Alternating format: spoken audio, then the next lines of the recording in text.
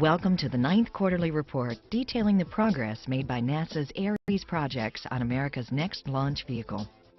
Last quarter, the project reported on Marshall's historic dynamic test stand, dome gore panel fabrication, and J2X power pack testing. Work from last quarter continued wind tunnel analysis, J2X component testing, and fabrication of the first stage's demonstration motor 1. A 4% scale model of the Ares 1 was tested this quarter to gain higher fidelity data about aeroacoustic environments experienced by the vehicle. This model is the largest so far tested by Ares and is equipped with a large number of tiny pressure transducers to measure force on the vehicle's surface. Wind tunnel testing also continued this quarter on the 1% scale model of Ares. This model, with full protuberances to accurately represent the final flight vehicle, was tested at speeds from Mach 1.6 to Mach 4.5. This model was previously tested at Boeing's Polysonic wind tunnel to cover speeds under Mach 1.6. Ares has now conducted over 7,000 hours of wind tunnel testing over the life of the project. The first stage team began mating components of the nozzle for demonstration motor 1 this quarter. An inert compound was used to verify that the nozzle's structural performance would not be compromised. During this test fit, the sample bonding compound was kept sealed in plastic to prevent the bonding surface from being contaminated. This way, during the actual assembly, all adhesive bonds will form properly. A new liner system for the solid rocket motor is being tested for the Ares first stage. This new liner system eliminates asbestos in both the liner and the insulation used in the motor. It also provides a stronger system than existing materials. The new liner material is applied to the motor case using a spinning disc that rotates at over 10,000 RPMs, slinging the material to cover the inside of the case wall. ATK recently completed a successful test casting of the first stage forward segment. Using an inert material to simulate the solid rocket propellant, the team tested the new procedures and tools that will be used for Ares. The team also tested installation of inhibitors which prevent premature burning of the propellant during flight.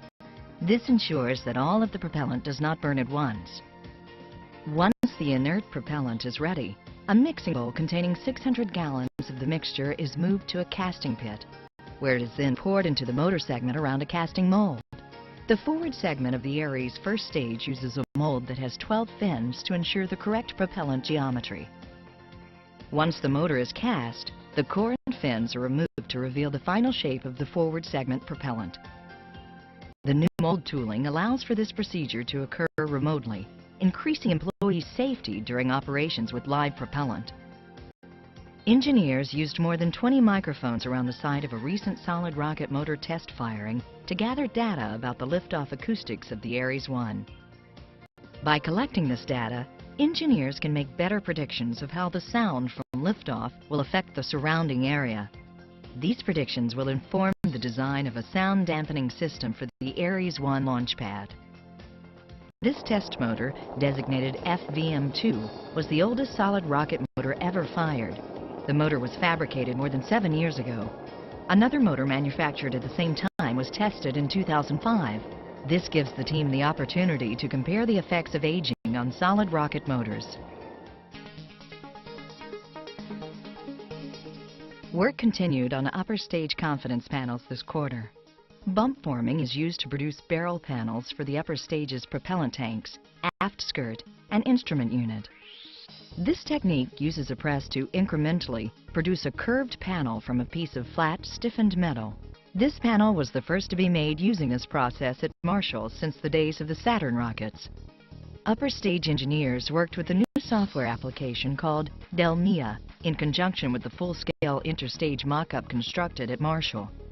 This software allows designers to analyze how workers will interact with final flight hardware and account for these human factors in their early design.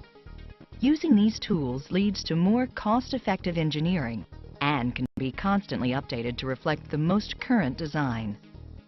Upper stage engineers are also using this simulation tool to plan the manufacturing of the Ares 1 main propulsion test article. This test article will be critical in verifying the integrated upper stage interfaces and operations with test support equipment and ground operations. Having completed the PowerPack 1A test series, engineers removed the engine from test stand A1. This marked the conclusion of a year-long effort to refurbish the stand, install the engine, and run a series of both cold flow and hot fire tests.